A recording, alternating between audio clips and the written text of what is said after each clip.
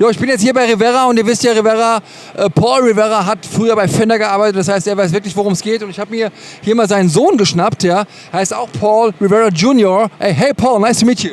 Nice to meet you too. Thanks guys, thanks for coming.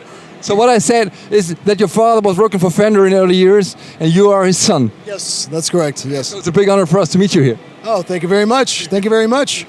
So what did you bring us here for the NAMM show? So what is new here for you? Well, some of the new products are, people are familiar with the Sedonas. The Sedona is, just in case in Germany they're not aware of this amp, this is the only all-tube, meaning two power section as well, acoustic amp that does acoustic, clean electric, and high gain. There is no other amplifier in the world that has a two power section that can provide acoustic tones, clean guitar blues tones, and full high gain shred.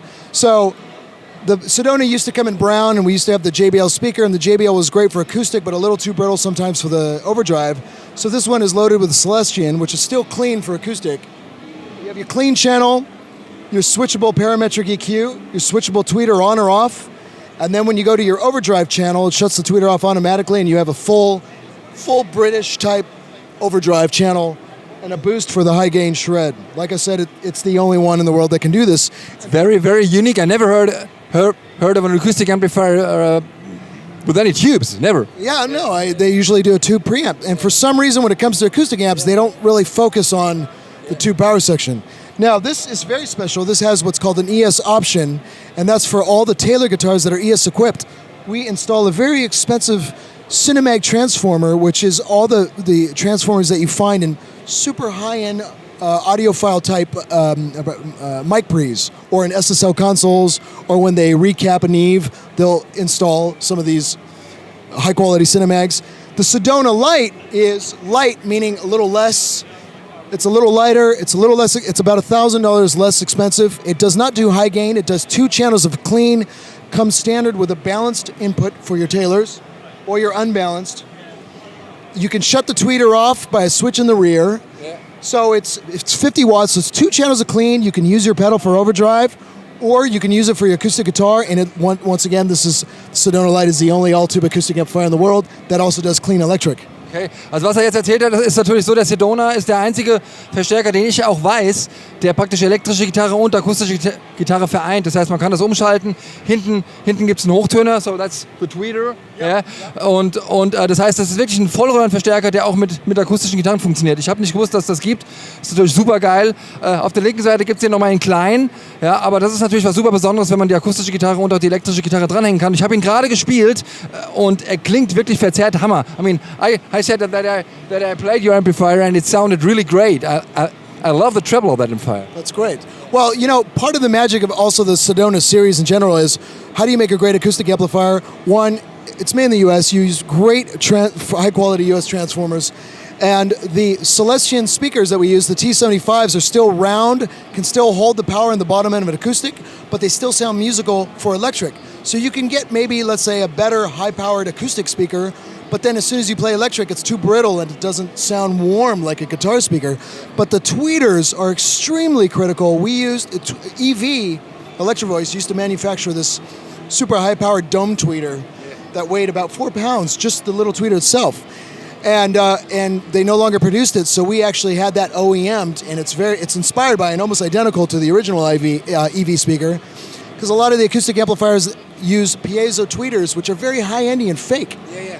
The high-powered dome tweeters, high-powered for maximum volume, but still sounds very warm and musical for the. It's all about tone. I mean, you build these amps with your ears, right? Absolutely.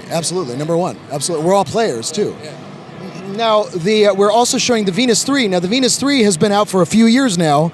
However, the standard Venus 3 was single channel with a pull for gain boost. 18 watts, Class A, using 6V6s with a G12H30 Celestian. But the new Venus 3s for 2013 have a foot switchable boost. So now you can foot switch the boost, and you can also adjust the boost. There's a knob in the back where you can actually adjust how much boost that you want. So it's a little more flexible and a little more user-friendly on that boost. Okay. The Jazz Suprema, or Suprema Jazz labeled here, is one of the few all-tube acoustic amplifiers. It's 50-watt, single-channel 112. But what's unique about it and why we call it the Jazz is most traditional amplifiers are voiced where when you turn up the volume, it starts to break up and you get a very musical blues kind of breakup. But what you like at a blues player. What you like in a blues player. But for archtop players and jazz players, they want clean headroom. And they also want some voicings to maximize their archtop. So let's say if it's a little too bottom-endy, you have your focus control to like tighten up the speaker. Or let's say you're having some feedback issues, you have your notch, and it'll give you a kind of a blackface tone, but more catered for jazz. You have your fat control if you want to get like that flat wound string sound. And like I said, there is no 50 watt 112 that has as much headroom as this because it is tuned specifically for jazz. It's not meant to break up. If you want your overdrive, you'll need a pedal, but this has been very successful in the US and we're exporting more and more every year, which is fantastic. So what you said before, Rivera was always looking for the sound, for the clean sound and for the overdrive sound. The combination is very, very important for the whole concept, right?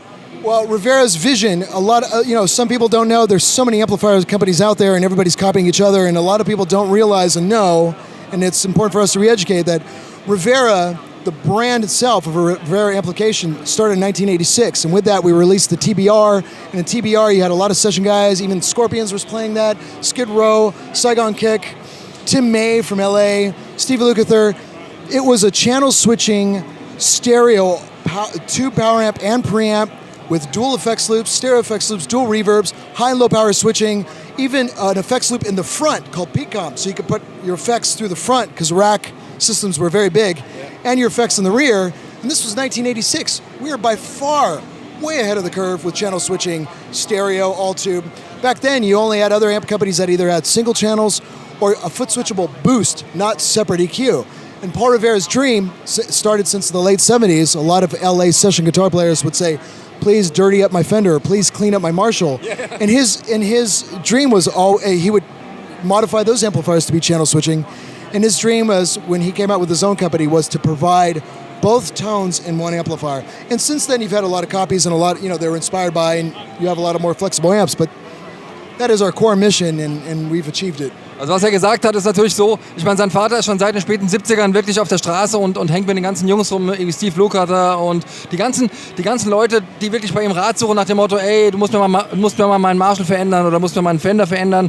Und da sammelt man natürlich viel Erfahrung, genauso wie er den Bob Bradshaw das im Moment macht. Oder das ist ganz klar, dass man da sehr viel unterwegs ist und dann irgendwann kommt man auf die Idee und macht einfach eine eigene Verstärkerlinie. Und da kommt es halt drauf an, dass man sagt, ich will halt einen Overdrive-Sound verbinden mit einem Clean-Sound. Das ist ja sowieso immer sehr schwierig, weil es gibt Verstärker, die sehr gut verzerrt klingen und es gibt Verstärker, die super geil clean klingen, aber das halt zu verbinden ist nicht so einfach. I mean, it's not very easy to combine both. I mean, I know there are many good amplifiers only for clean and there are many good amplifiers only for distortion. And I mean, because of the speaker, because of the whole thing, I mean, the construction is very different from Marshall to Fender. So, I mean, to combine that is very, very different, very, very difficult. Yeah.